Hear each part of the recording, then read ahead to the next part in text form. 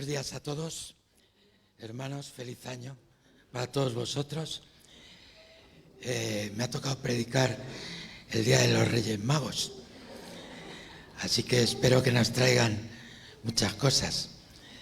Tengo que preguntaros, ¿habéis sido buenos? Pocos amén he oído, ¿eh?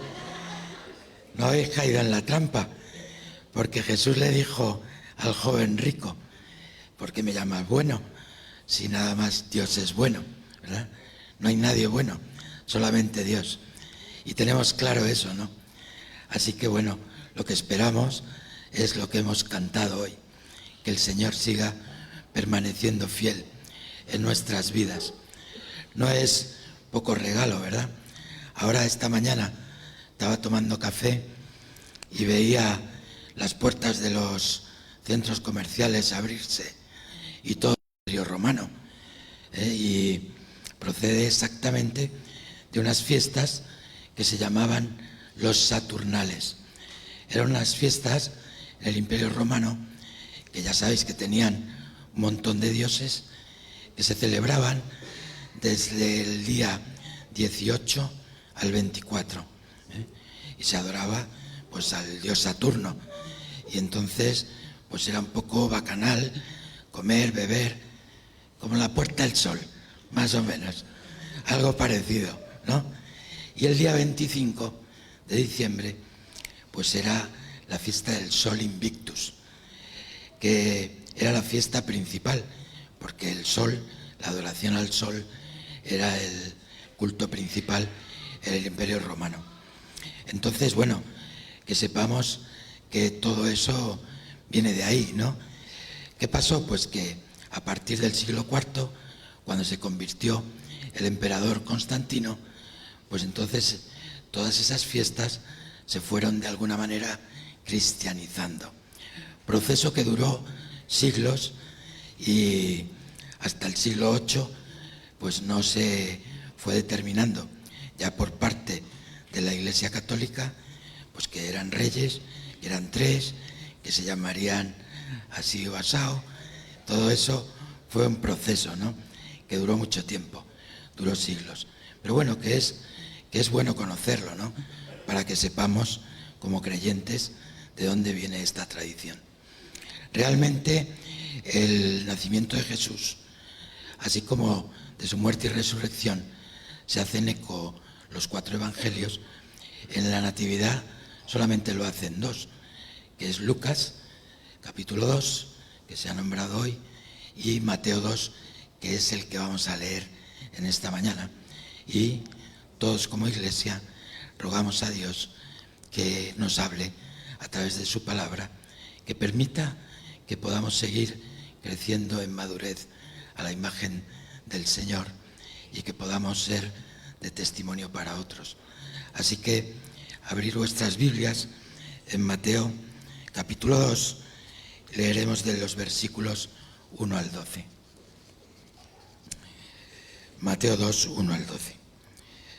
Cuando Jesús nació en Belén de Judea, en días del rey Herodes, vinieron del oriente a Jerusalén unos magos, diciendo: ¿dónde está el rey de los judíos que ha nacido?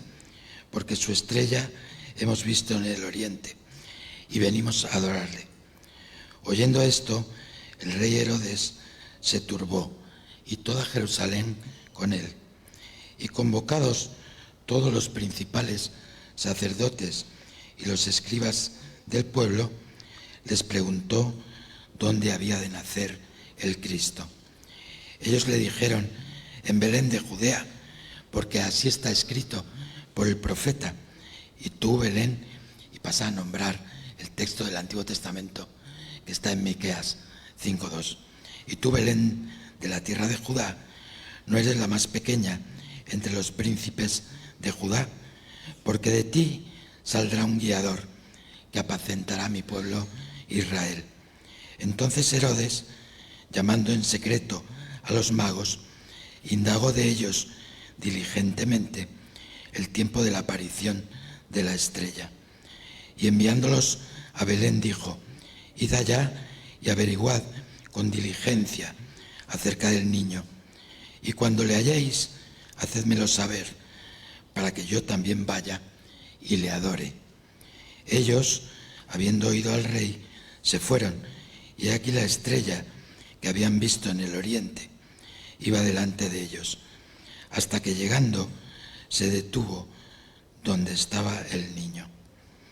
Y al ver la estrella se regocijaron con muy grande gozo, y al entrar en la casa vieron al niño con su madre María, y postrándose le adoraron, y abriendo sus tesoros le ofrecieron presentes, oro, incienso y mirra.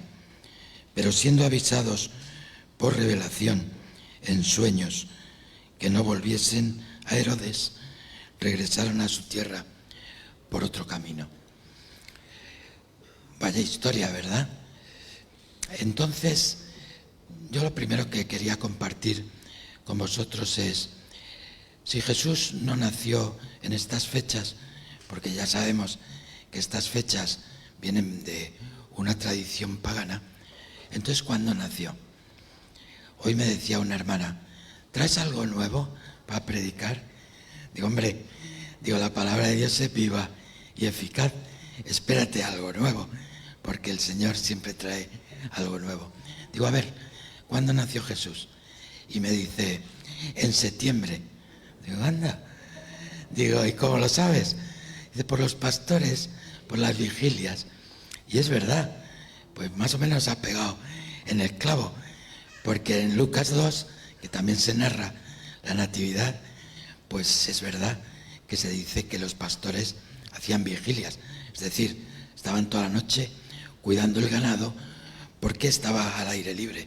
A partir de octubre se encerraba en los establos. Así que, bueno, más o menos. Pero yo quiero ir más allá. ¿Por qué? Pues porque la palabra de Dios nos da datos y a mí me encanta profundizar en esos datos para ver qué es lo que Dios me dice. Ya sabemos que celebramos al Señor todos los días de nuestra vida, pero aquí en las Escrituras hay datos muy interesantes. Y concretamente en el Evangelio de Lucas, capítulo 1, se nos dice lo siguiente, que en tiempos del rey Herodes, Zacarías era el padre de Juan el Bautista, servía en el templo, era el encargado de quemar el incienso. Y dice, Zacarías, que era de la clase de Abías. Un dato muy importante. ¿Sabéis qué eran las clases? La clase de Abías, orden sacerdotal de Abías, podríamos decir. Bueno, eran los encargados de servir en el templo. Tenían un servicio que iba de sábado a sábado. Estas clases sacerdotales, órdenes, fueron instituidas por el rey David en el Antiguo Testamento. Y partían de los hijos de Aarón, que concretamente dos de ellos, que eran Eleazar y Itamar. Podéis leer en Crónicas, Primera de Crónicas, capítulo 24, y ahí vais a ver, de parte de Eleazar son 16 clases, de parte de Itamar son 8 clases. En total, 24 clases o órdenes sacerdotales que servían en el templo por una semana, de sábado a sábado. ¿Esto qué nos indica? Bueno, pues es muy interesante. Tenemos que conocer el calendario hebreo. El calendario hebreo es un calendario lunar, no gregoriano como el nuestro, y está compuesto por 51 semanas.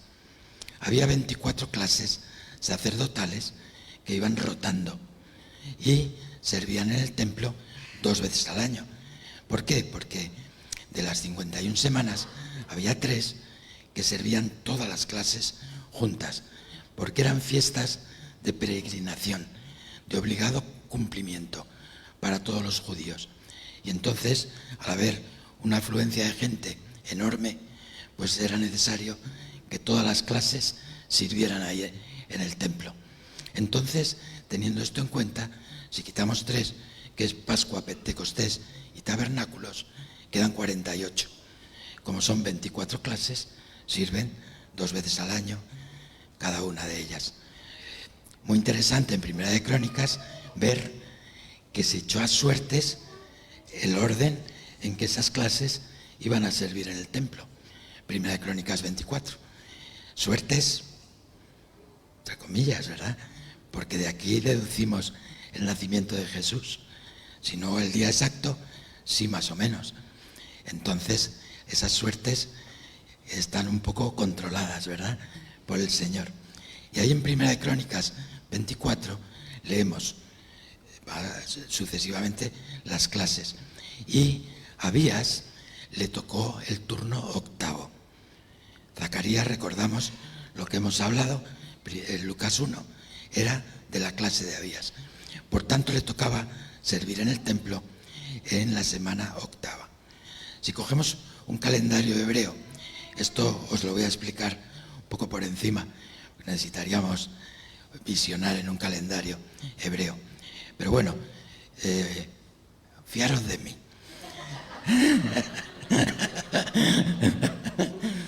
Si tomamos el mes de Nisan, que es el primer mes en el calendario hebreo, y empezamos a contar semanas, la octava semana le tocaría a la clase de Abías. Pero en la tercera semana de Nisan está la Pascua. Por lo tanto, rota, se salta porque sirven todos. Y entonces ya no es el octavo turno, la octava semana, sino la novena. La novena. ¿Qué ocurre? Que la 10ª es Pentecostés. Y entonces también se tuvo que quedar Zacarías a servir ahí, porque sirven todos. De manera que Zacarías sale del templo, en Lucas 1, en la semana 11, finales de semana 10, semana 11. ¿Esto qué nos dice? Pues mucho, porque el ángel del Señor se presentó cuando Zacarías salía de servir en el templo y le dijo: tu mujer ha concebido un hijo, a pesar que era estéril, Elisabet, la madre de Juan el Bautista. Así que desde ahí, y teniendo en cuenta 280 días, que son 40 semanas, que es lo que dura un embarazo, cogemos la semana 11 y empezamos a contar semanas.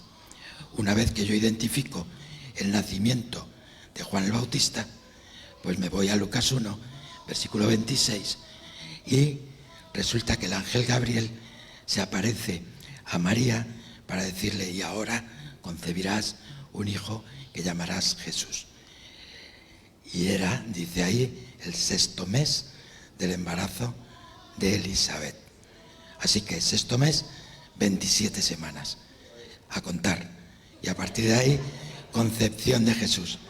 Yo he hecho las cuentas, me sale finales de septiembre. Muy bien, Anita. Finales de septiembre, principios de octubre.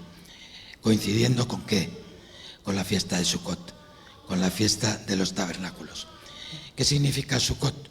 Sukkot viene de la palabra suka, que significa tienda. Es decir, que el mensaje que Dios nos está dando aquí es que Jesús viene a ser el verdadero tabernáculo de Dios aquí en la tierra. ¿Cómo os habéis quedado? Nada, poco sabíais estas cosas. Ahora, digo, ¿puede haber error? Puede, pero la Escritura se interpreta a sí misma.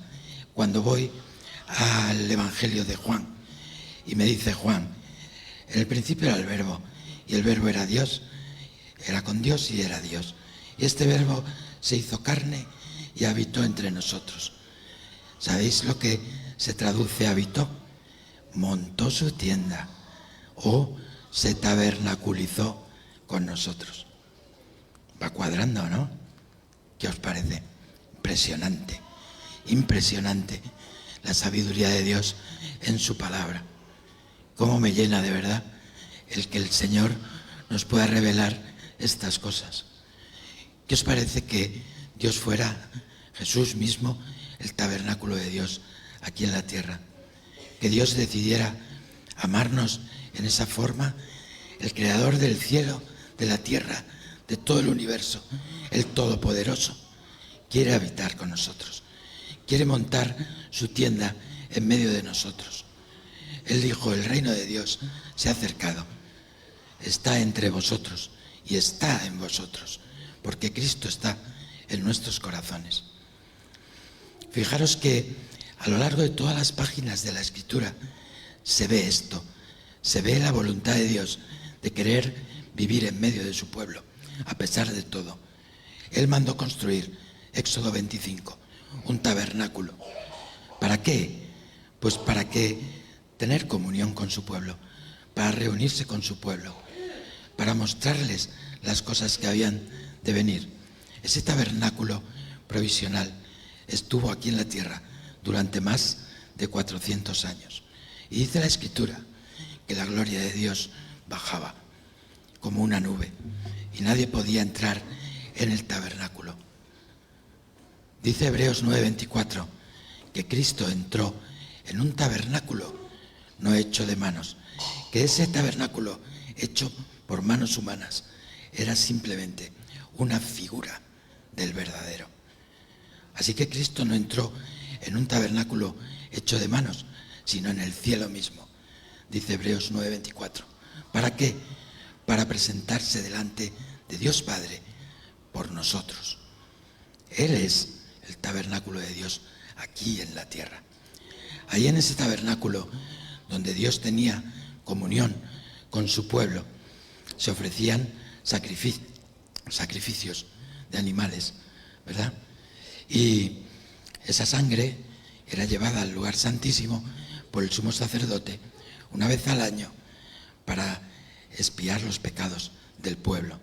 Pero la Escritura nos dice que la sangre de los machos cabríos no tienen ese poder para quitar los pecados de los hombres. Así que ahí mismo, en Hebreos 9, versículo 28, dice, así también Cristo se ofreció sacrificio una sola vez por los pecados de muchos. Y volverá, dice, otra vez, por segunda vez, esta vez sin relación con el pecado, para salvar a todos los que le esperan. Impresionante palabra. ¿Cuántos estamos esperando al Señor? Ahora sí habéis dicho amén. ¿Verdad? Cuando pienso yo en estas cosas, digo, qué poca cosa somos para que el Señor haya decidido habitar con nosotros, ¿verdad? Y está claro que el ser humano tenía un pecado, un problema, por la naturaleza caída, ¿verdad? Que arrastramos y que necesitaba de un Salvador. Pero yo me planteo, bueno, Cristo podía haber venido, y haber muerto en la cruz y haber resucitado y ya está la reconciliación con el Padre. Pero no lo hizo así, no lo hizo así. Y hemos leído aquí en Mateo 2 que nació como un niño además pobre, ¿verdad? En un establo maloliente. Y estuvo 33 años viviendo como uno de nosotros, pasando cada una de las cosas que pasamos nosotros, pasando frío, pasando hambre. Él no tenía donde recostar su cabeza, siendo rechazado incluso por su propio pueblo, siendo rechazado incluso por su propia familia, insultado, azotado. Pero lo decidió así porque nos amó. De manera que cuando yo tengo dificultades en mi vida, puedo agarrarme sólidamente de Él, ¿verdad? Confiadamente, dice la Escritura. Porque Hebreos 4 dice que no tenemos un gran sumo sacerdote que no pueda compadecerse de nosotros. Porque Él ha sufrido en sus carnes todas las tentaciones según nuestra semejanza, pero sin pecado. Él ha experimentado todas las cosas propias de una vida aquí en la tierra. Por eso, a continuación dice, por eso podemos ir confiadamente al trono de la gracia, para obtener misericordia y alcanzar la gracia para el oportuno socorro. Claro que podemos ir a ese trono. Y lo hacemos con plena certidumbre, confiados de que Jesucristo estuvo en este mundo y sabe perfectamente por lo que estamos pasando. Miedos, temores, enfermedades, todo eso lo sabe el Señor.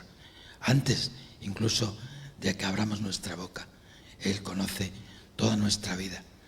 Así que es una bendición en este principio de año saber, como hemos cantado, que permanece fiel, que su fidelidad nos persigue y que podemos ir a ese trono de gracia.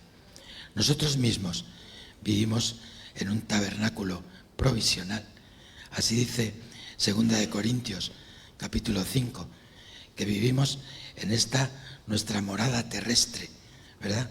En este tabernáculo, que si se deshiciere, dice, tenemos de Dios una casa eterna, no hecha de manos, una casa de Dios en los cielos. Así que todo eso nos tiene que animar. Fijaros qué mensaje, qué bonito es saber en qué época nació Jesús, qué significa para nosotros los creyentes que Jesús sea ese tabernáculo. Nosotros podemos tener temor de morir, podemos tener temor de la enfermedad, pero estas palabras deben confortarnos nuestros corazones. Si este tabernáculo se deshiciere, tranquilos, hay un edificio de Dios, ese no se destruye, ese es eterno, está en los cielos. Esa es la voluntad de Dios, vivir con nosotros, no solo aquí en la tierra, sino también en la eternidad. Así les dijo a sus discípulos: voy a casa de mi Padre, tranquilos, en casa de mi Padre hay muchas moradas, voy a prepararos lugar.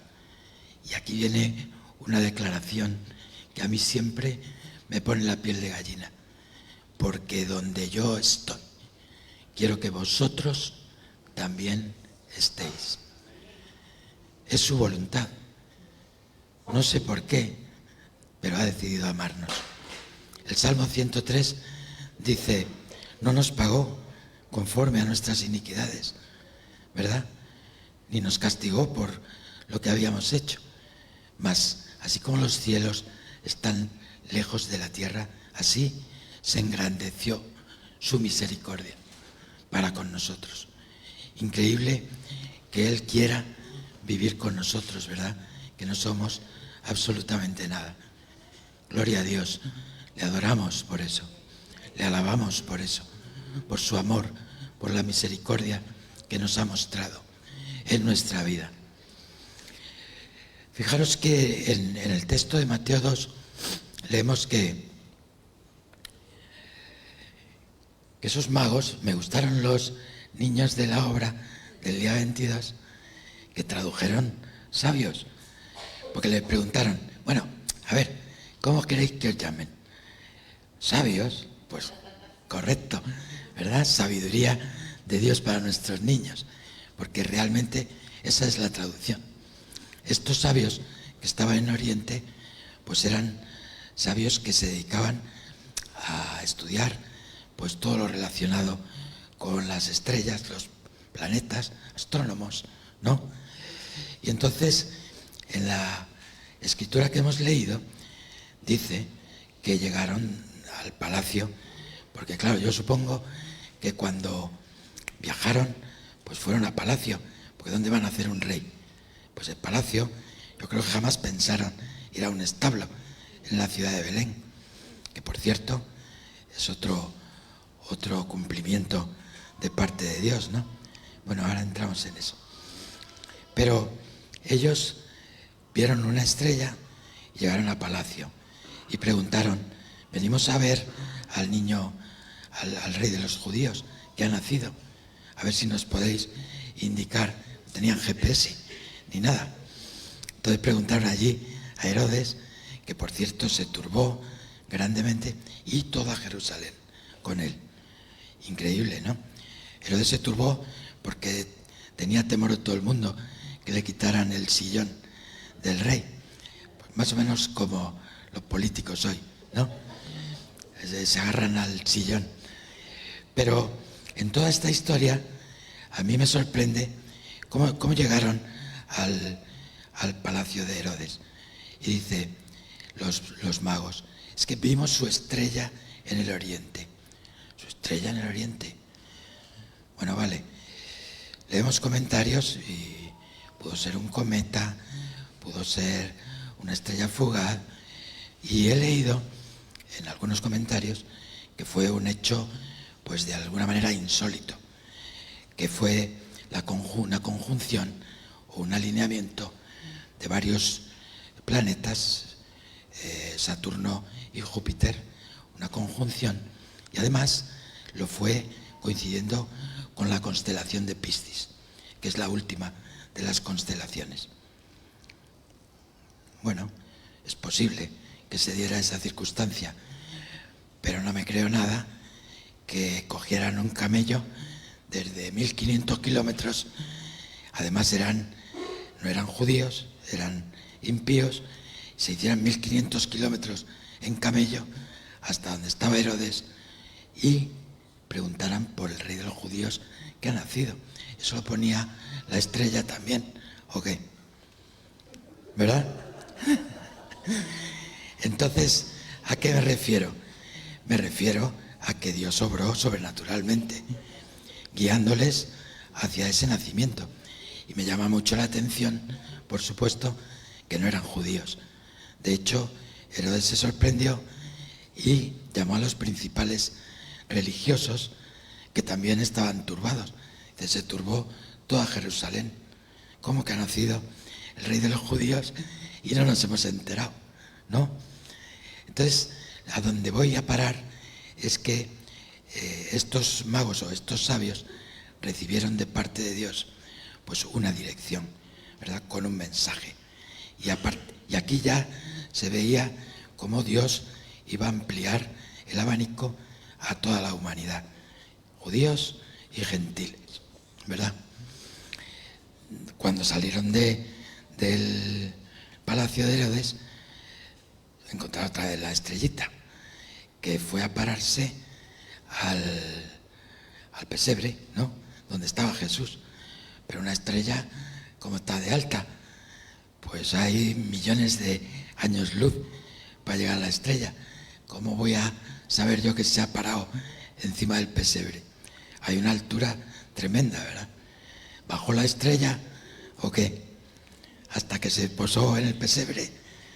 Hermanos, todo fue una dirección, una guía de parte de Dios sobrenatural para dirigir a esos sabios a ese pesebre donde Jesús había nacido, en las condiciones en las que nació.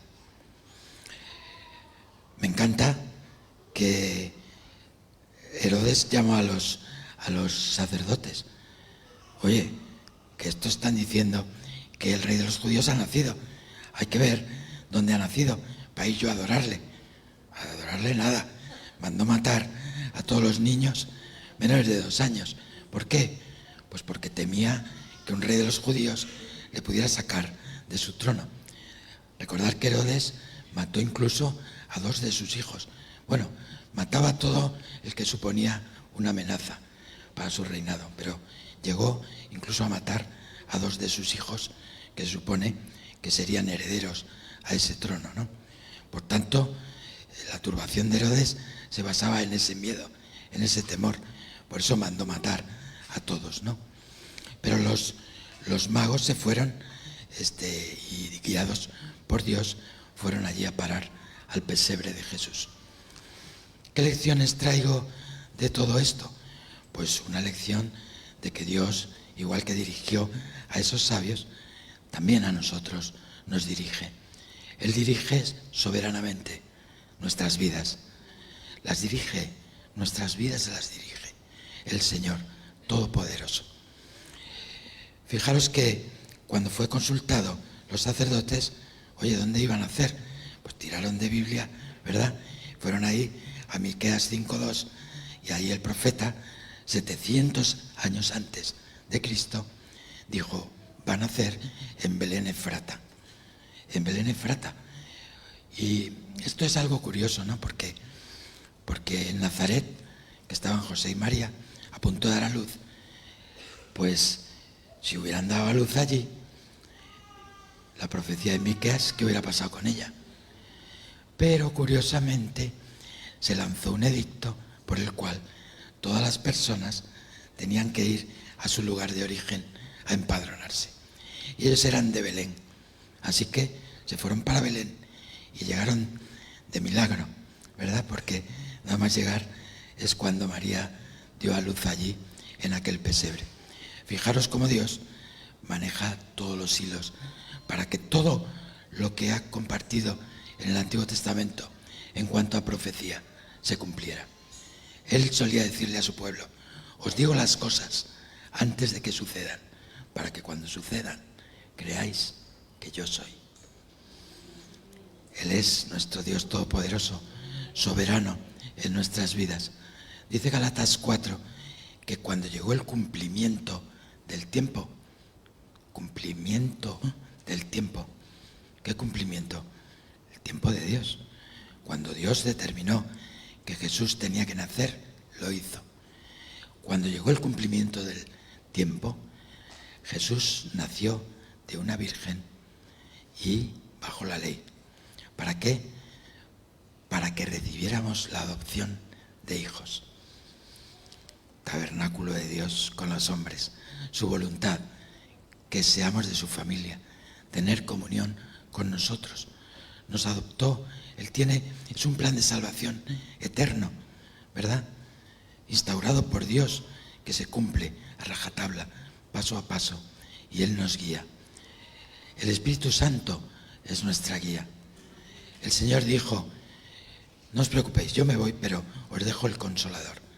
Él os va a guiar. ¿A qué? A la verdad. Él os recordará todas las cosas que yo os he enseñado. Y necesitamos al Espíritu Santo en nuestras vidas. Necesitamos al Espíritu Santo para llegar a Cristo, porque si no, no llegaríamos nunca.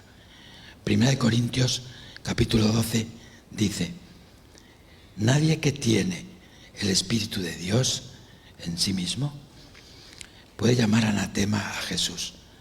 Y nadie puede llamar a Jesús Señor si no es por el Espíritu de Dios. Romanos 8 dice: todos los que son guiados por el Espíritu de Dios, estos son hijos de Dios. Así que nosotros estábamos tranquilamente en el mundo, como dice Isaías 53:6.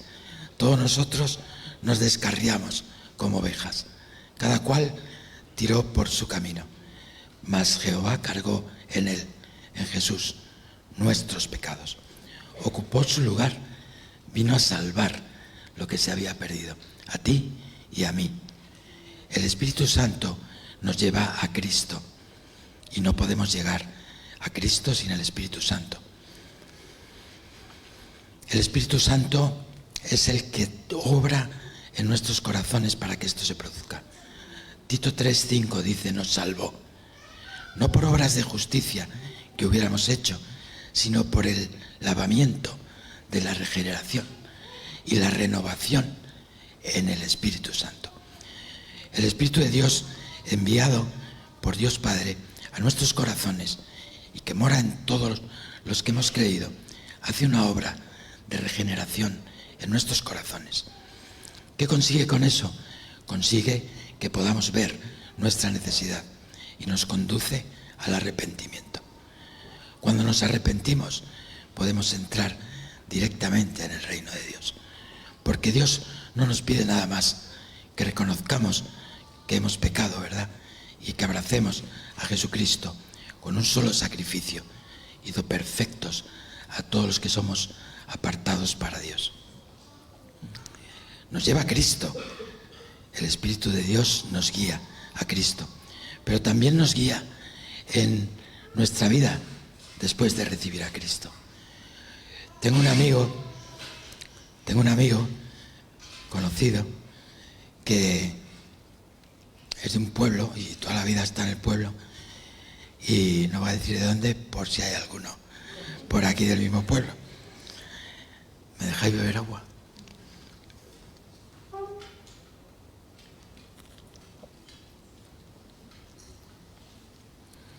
¿Y vosotros os acordáis de la etapa aquella que se liaron a hacer rotondas por todas partes, ¿no?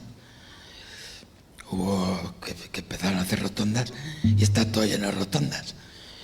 Bueno, pues este amigo me dice un día, oye, me voy a pasar unos días a San Sebastián, de Puente. Digo, estupendo, pues ya me contarás qué tal. Y cuando volvió, le pregunté, digo, oye, ¿qué tal por San Sebastián? Dice, cállate. Dice, cuando llegamos a la primera rotonda, la pasamos bien. Dice, pero ya en la segunda rotonda nos liamos a dar vueltas y salimos disparados para Cáceres. Digo, ¿pero cómo para Cáceres? Digo, pero cuando viste que iba para Cáceres, ¿no te diste la vuelta para ir para San Sebastián?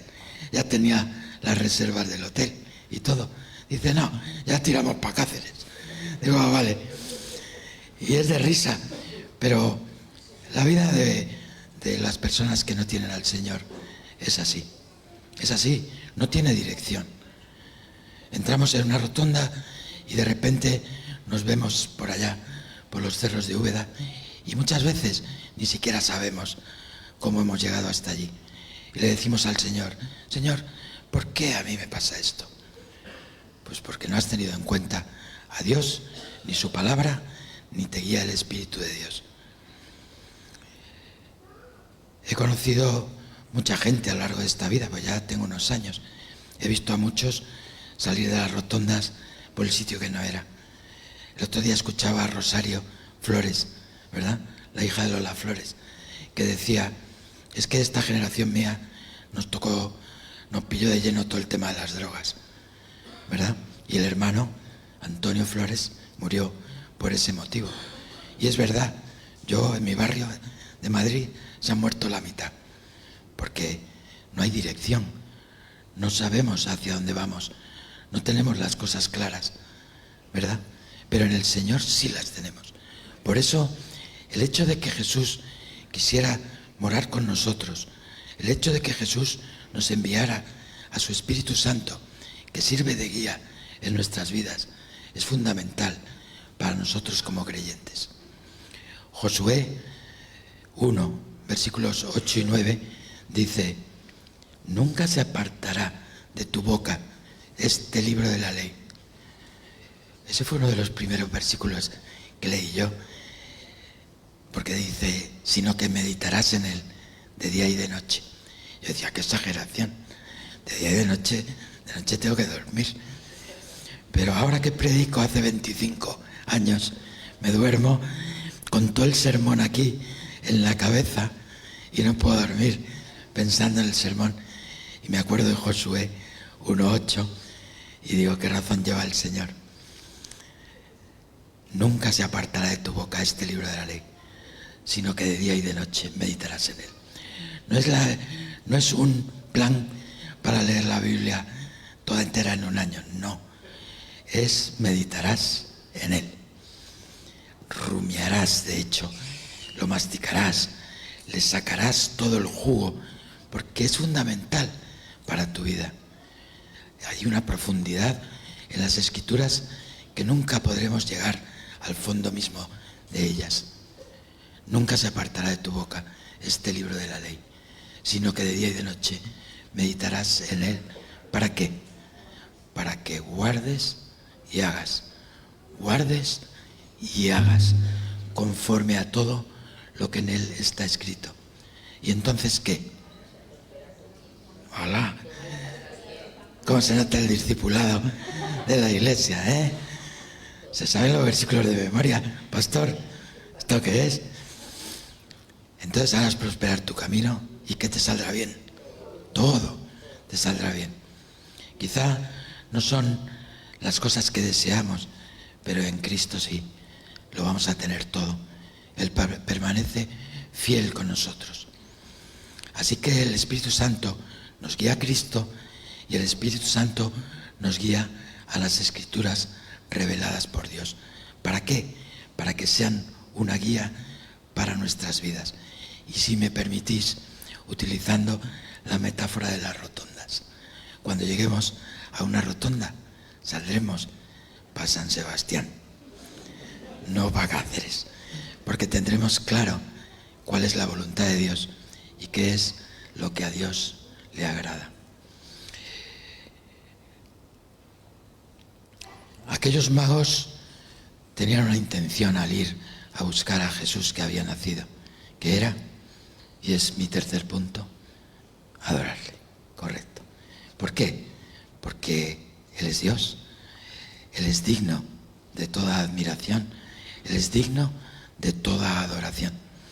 ¿Qué es exactamente la adoración? Es una actitud del corazón, es una actitud de todo nuestro ser en nuestra relación con Dios, que implica reconocimiento, que implica obediencia, que implica servicio y que implica amor. Aquellos magos llegaron delante del pesebre y traían sus regalos, que también tienen su significado en las Escrituras. Traían, eso también lo sabéis, oro, incienso y mirra. El oro propio de la realeza, ¿verdad? Todos los palacios había oro, todos los regalos a un rey que ya tenía todo, pues eran oro, ¿verdad? Entonces se implica en ese regalo la realeza de Cristo, porque Él, como ya hemos predicado en otras ocasiones, es Rey de reyes y Señor de señores. Y no es un rey como los reyes terrenales, es un rey que por amor fue capaz de nacer en esas condiciones y venir a ocupar nuestro lugar en una muerte vergonzosa de cruz. Se humilló, como veíamos hace poco aquí arriba, hasta lo sumo, hasta la muerte de cruz. No hay nadie que muera por alguien en la cruz, si acaso por alguno bueno, pero Él murió por nosotros, por cada uno de nosotros, por lo más necio y vil de la sociedad. Por eso murió, por nosotros. De manera que el oro representa la realeza de Cristo. El incienso representa su divinidad. Zacarías estaba quemando ese incienso, olor grato, ¿verdad?, para el Señor. De manera que ese incienso representa que aquel niño no solamente era rey, sino que en esa unión, ¿verdad?, hipostática, tenía perfectamente naturaleza humana y perfectamente naturaleza divina, y por tanto era merecedor de esa adoración, porque Él es digno para ser adorado. Y la mirra se utilizaba para embalsamar, y el significado que tiene es sacrificio. Él vino no a ocupar un lugar propio de la realeza, sino a morir en la cruz, a sacrificarse por cada uno de nosotros, a ocupar nuestro lugar. Y ese es el significado de la mirra. De manera que en la adoración de los reyes intervienen todas esas premisas, ¿verdad? Reconocimiento de ser el Rey de reyes, Señor de señores, de ser perfectamente Dios, perfecto en santidad, y de reconocer su sacrificio en la cruz. La verdad es que en la adoración, cuando quitamos de en medio todo lo demás y llegamos a los pies del Señor en adoración, es un momento incomparable con relación a lo que podamos vivir en esta vida. Todos nosotros como creyentes sentimos, ¿verdad?, o hemos sentido en nuestra relación con Cristo esa paz y ese gozo en nuestros corazones que se tiene cuando estás en su presencia, en esa relación que Él ha querido tener con nosotros. Dice la Escritura que en su presencia hay plenitud de gozo. Así que adoremos al Señor, porque Él es bueno y para siempre es su misericordia con nosotros. El Salmo 95 dice: venid, adoremos, postrémonos, arrodillémonos delante del Señor. ¿Por qué? Porque Él es nuestro hacedor. ¿Y nosotros qué somos? Ovejas de su prado, ovejas de su mano. Somos el pueblo de su prado y ovejas de su mano. Maravilloso el Señor. Gracias le damos al Señor porque se ha manifestado en nuestras vidas de esta manera. Porque a pesar de que nos hemos equivocado en tantas cosas, Él no ha tenido en cuenta esos errores, esos pecados, sino que perdonándonos vino a este mundo y se hizo como uno de nosotros. Gracias porque fue obediente hasta la muerte, y esa muerte en la cruz nos garantiza a todos los que hemos creído en Él una vida eterna, una vida en un edificio que no es como el tabernáculo terrestre hecho por manos, sino un edificio de parte de Dios, una casa de parte de Dios eterna. Voy a preparar lugar para vosotros, porque en casa de mi Padre muchas moradas hay, porque allí donde yo estoy quiero que vosotros también estéis. Maravilloso Señor, te adoramos, Señor. Abrimos nuestro corazón en esta mañana delante de ti para expresarte toda nuestra gratitud, reconocer todo lo que tú eres. Nos postramos, Señor, nos arrodillamos delante de ti para ser testigos, Señor, de tu grandeza, de tu amor, de la misericordia que has tenido con nosotros, porque no nos has pagado conforme a nuestros actos, sino que has engrandecido tu misericordia en nuestras vidas y nos has enviado tu Espíritu Santo que nos guía a ti, Señor. Gracias porque estábamos perdidos, no teníamos forma de salir, Señor, de esa esclavitud del pecado, y ocupaste nuestro lugar.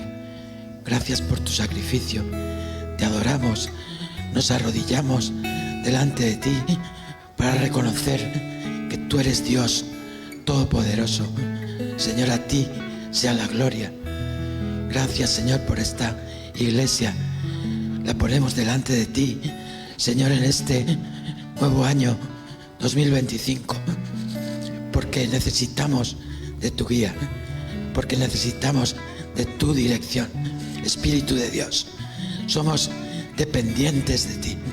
No podemos por nosotros mismos llegar a ninguna parte.